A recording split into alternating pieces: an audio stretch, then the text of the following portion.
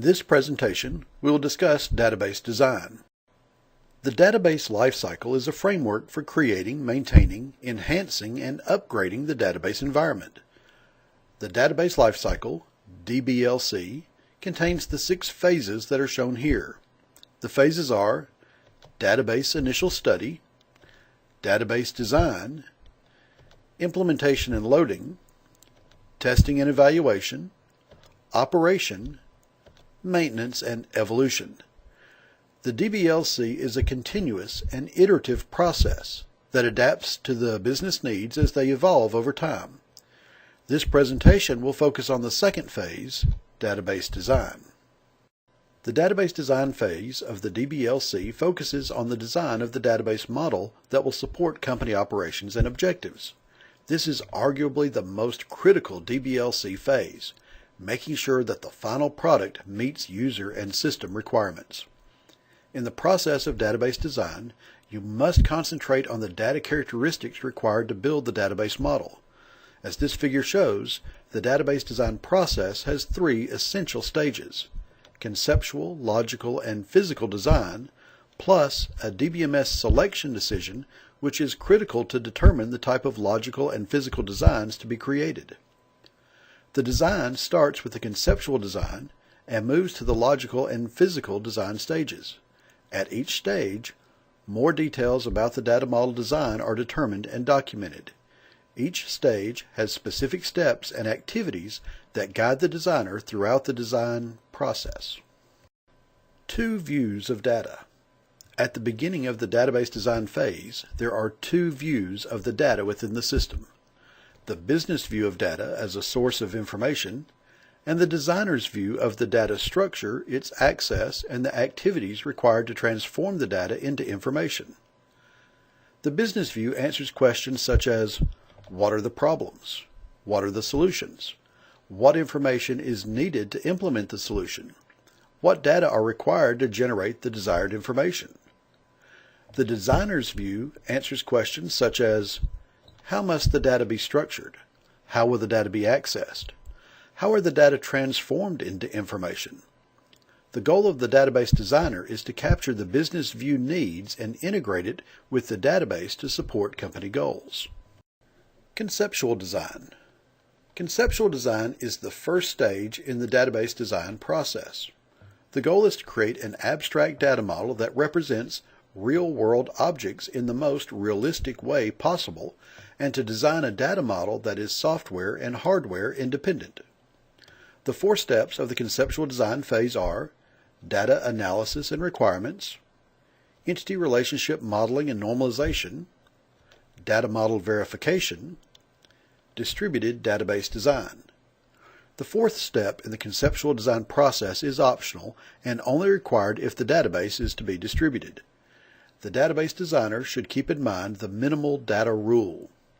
All that is needed is there, and all that is there is needed. Data analysis and requirements is the first step in conceptual design and focuses on discovering the characteristics of the data elements. The designer's efforts are focused on information needs. What kind of information is needed? Information users. Who will use the information? Information sources. Where is the information to be found, and how will it be extracted? In this case, the designer identifies business rules, data constraints, data flows, and process descriptions. In this process, the designer makes use of data modeling tools such as ER diagrams, normalization, and data dictionaries to create an initial ER model. Entity relationship modeling and normalization. The second step in the conceptual design phase is to use entity relationship modeling and normalization to create a database model. The steps used to create the entity relationship data model take place concurrently, and some, such as the normalization process, can generate a demand for additional entities and/or attributes, thereby causing the designer to revise the ER model. Before creating the ER model, the designer must communicate and enforce appropriate standards to be used in the documentation of the design, and clearly identify and document business rules used to define the nature of the relationships among entities. Entity relationship modeling and normalization has the following steps. Identify, analyze, and refine business rules. Identify the main entities using the results of Step 1. Define the relationships among the entities using the results of Steps 1 and 2. Define the attributes, primary keys, and foreign keys for each of the entities. Normalize the entities. Complete the initial ER diagram. Validate the ER model against the user's information and processing requirements. And modify the ER model using the results of Step 7. The initial ER model could be subject to many revisions before it meets the system's requirements. The ER model and normalization process is an iterative process, and most of the steps could take place concurrently, and some, such as normalization, could generate additional entities and attributes, thereby causing the designer to revise and fine-tune the model. This figure shows the interactions between the many activities of the ER modeling process. This process is highly iterative, and on each iteration, the model is refined further, adding detail and accuracy to the data being modeled. Remember that the ER model is a communication tool as well as a design blueprint. The third step in the conceptual design modeling phase is the data model verification. Data model verification is one of the last steps in the conceptual design stage, and it is one of the most critical. In this step, the ER model must be verified against the proposed system processes to corroborate that they can be supported by the database model. This verification process relies on the database design being broken down into modules, which are information systems components that handle specific business functions. The ER model verification process has several steps. Identify the ER model's central entity. This is generally the entity with the most updates. Identify each module and its components. Every system is composed of several smaller and related modules. Identify each module's transaction requirements. Verify all processes against system requirements. Make all necessary changes suggested in Step 4, and repeat Steps 2 through 5 for all modules. Again, this is a highly iterative process. The verification process starts with the central, most important entity, which is the focus for most of the system's operations. The next step is to identify the module or subsystem to which the central entity belongs and to define that module's boundaries and scope. Here the designer identifies the main processes and transactions for this module. Then, the module entities are verified against the identified processes and transactions to ensure the model meets all requirements. If required, appropriate changes must be implemented.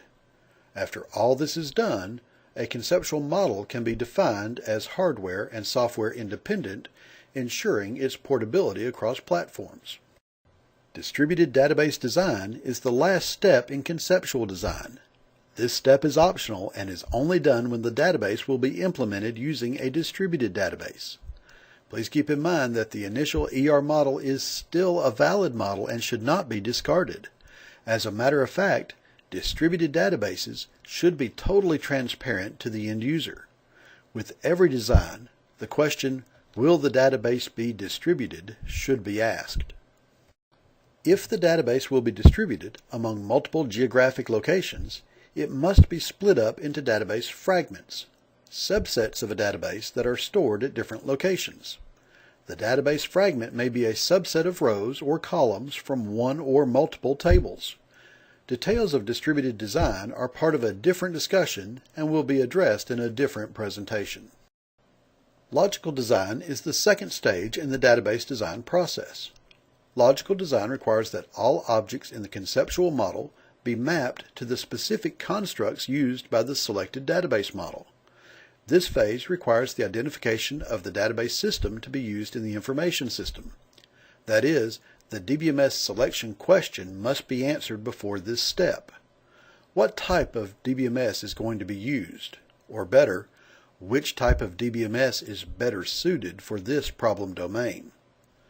Most current operational database implementations are performed using a relational database model. The logical design is generally performed in 4 steps.